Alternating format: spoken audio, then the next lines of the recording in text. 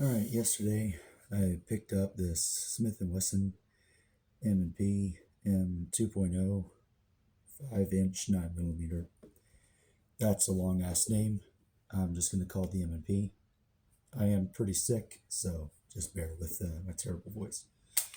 Empty magazine, and I've got a snap cap in the chamber.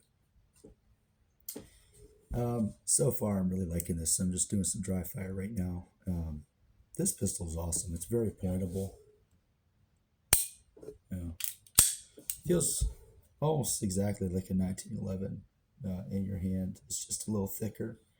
Iron sights are pretty nice. I did not get the optics ready model. They didn't have one. And I didn't feel like paying a transfer fee. I just wanted this because it was the last one. Um, they do have a little ledge. I don't know if you see that little ledge on the rear sight. So if you want to, go all Tom Cruise, Valkyrie style, you can rack it like that. But you should carry one in the chamber anyway, so that shouldn't be necessary. It has kind of a Beretta, maybe P320 style takedown. Lock the slide back, push this down, pull the trigger, obviously with an empty chamber, and the slide comes right off. Very similar to a Glock. Grip texture is quite aggressive. I conceal carry this today. And it's not quite as aggressive as like skateboard tape, but it's almost like that.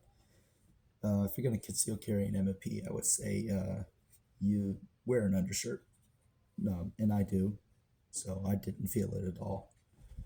I got a Surefire X300 on it. It's seen a lot of rounds. It's obviously burnt, but it's just paint. It's just a light. And trigger's not bad. I've had Glocks. Obviously, I have that CZ, and I had a Beretta. If you're used to a double action trigger, no striker fire trigger should be that hard. Your job is to put your sights on target, pull the trigger to the rear without disturbing them. That's all. Theoretically, then you hit your target.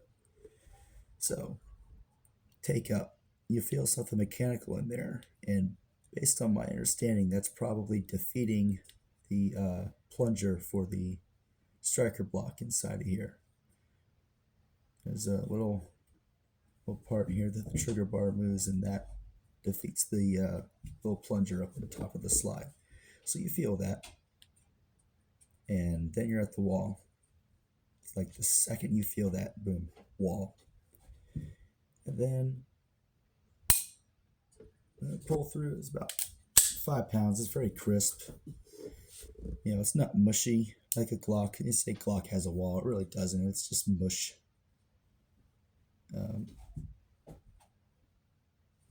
I think I already reset the trigger. I wasn't even paying attention. Resets right there. And then you're back on the wall almost instantly. So this is a trigger where it'd be pretty easy to ride the wall. Not a difficult trigger to learn at all.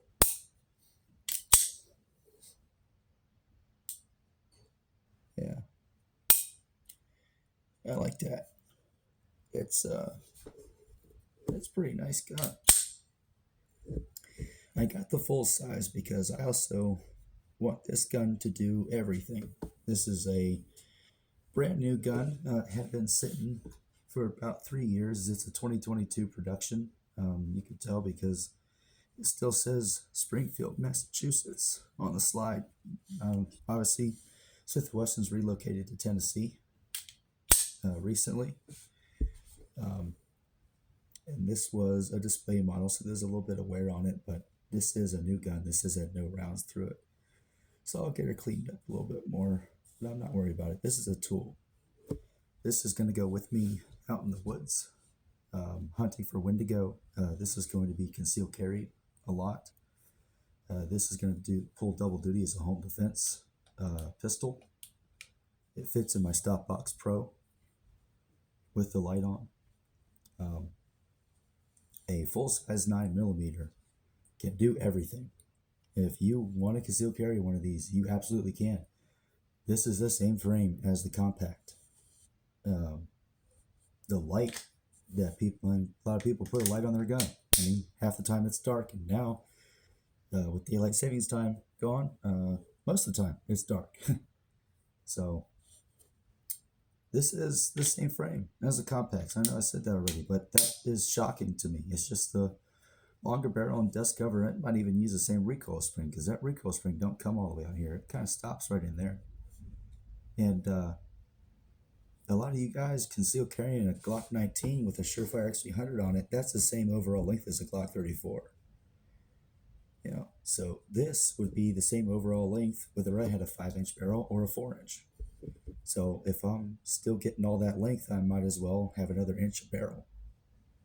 I can get more velocity, more kinetic energy, and all of that helps.